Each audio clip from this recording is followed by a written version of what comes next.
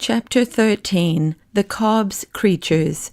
About this time, the gentlemen whom the king had left behind him to watch over the princess had each occasion to doubt the testimony of his own eyes, for more than strange were the objects to which they would bear witness. They were of one sort, creatures, but so grotesque and misshapen as to be more like a child's drawings upon his slate than anything natural. They saw them only at night, while on guard about the house. The testimony of the man who first reported having seen one of them was that, as he was walking slowly round the house, while yet in the shadow, he caught sight of a creature standing on its hind legs in the moonlight, with its forefeet upon a window ledge, staring in at the window.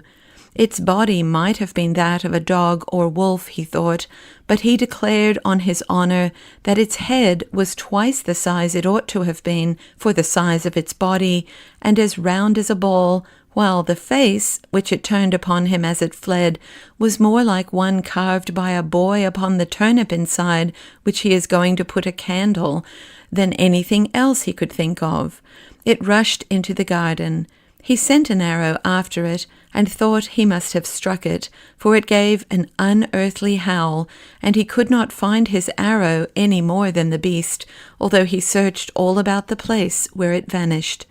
They laughed at him until he was driven to hold his tongue, and said he must have taken too long a pull at the ale-jug. But before 2 nights were over, he had one to side with him, for he too had seen something strange, only quite different from that reported by the other. The description the second man gave of the creature he had seen was yet more grotesque and unlikely. They were both laughed at by the rest, but night after night another came over to their side, until at last there was only one left to laugh at all his companions. 2 nights more passed, and he saw nothing. But on the 3rd he came rushing from the garden to the other 2 before the house, in such an agitation that they declared, for it was their turn now, that the band of his helmet was cracking under his chin, with the rising of his hair inside it. Running with him into that part of the garden which I have already described, they saw a score of creatures, to not one of which they could give a name, and not one of which was like another, hideous and ludicrous at once, gambolling on the lawn in the moonlight. The supernatural, or rather subnatural, ugliness of their faces, the length of legs and necks in some, the apparent absence of both or either in others, made the spectators, although in one consent as to what they saw, yet doubtful, as I have said, of the evidence of their own eyes, and ears as well, for the noises they made, although not loud, were as uncouth and varied as their forms, and could be described neither as grunts, nor squeaks, nor roars, nor howls, nor barks, nor yells, nor screams, nor croaks, nor hisses, nor mews, nor shrieks, but only as something like all of them mingled in one horrible dissonance. Keeping in the shade, the watchers had a few moments to recover themselves before the hideous assembly suspected their presence, but all at once, as if by common consent, they scampered off in the direction of a great rock, and vanished before the men had come to themselves sufficiently to think of following them. My readers will suspect what these were, but I will now give them full information concerning them. They were, of course, household animals belonging to the goblins, whose ancestors had taken their ancestors many centuries before from the upper regions of light into the lower regions of darkness. The original stocks of these horrible creatures were very much the same as the animals now seen about farms and homes in the country, with the exception of a few of them, which had been wild creatures, such as foxes, and indeed wolves and small bears, which the goblins, from their proclivity towards the animal creation, had caught when cubs and tamed. But in the course of time, all had undergone even greater changes than had passed upon their owners.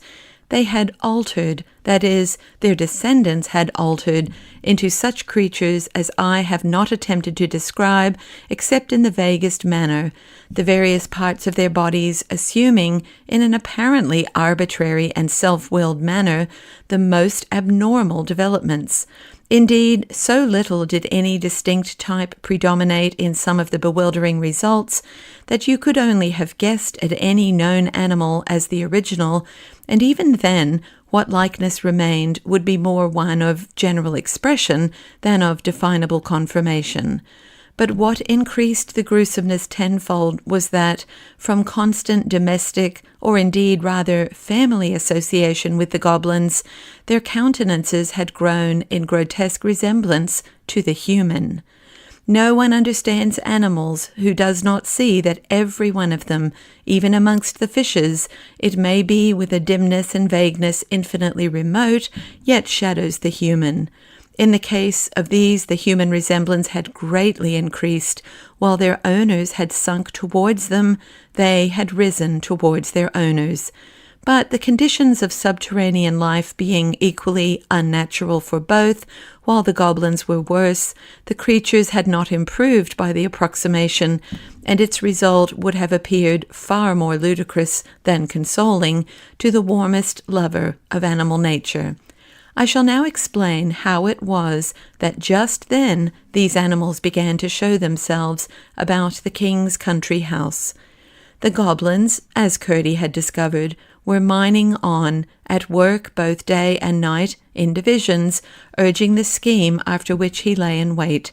In the course of their tunnelling, they had broken into the channel of a small stream, but the break being in the top of it, no water had escaped to interfere with their work. Some of the creatures, hovering as they often did about their masters, had found the hole, and had, with the curiosity which had grown to a passion from the restraints of their unnatural circumstances, proceeded to explore the channel. The stream was the same which ran out by the seat on which Irene and her king papa had sat, as I have told, and the goblin creatures found it jolly fun to get out for a romp on a smooth lawn such as they had never seen in all their poor, miserable lives.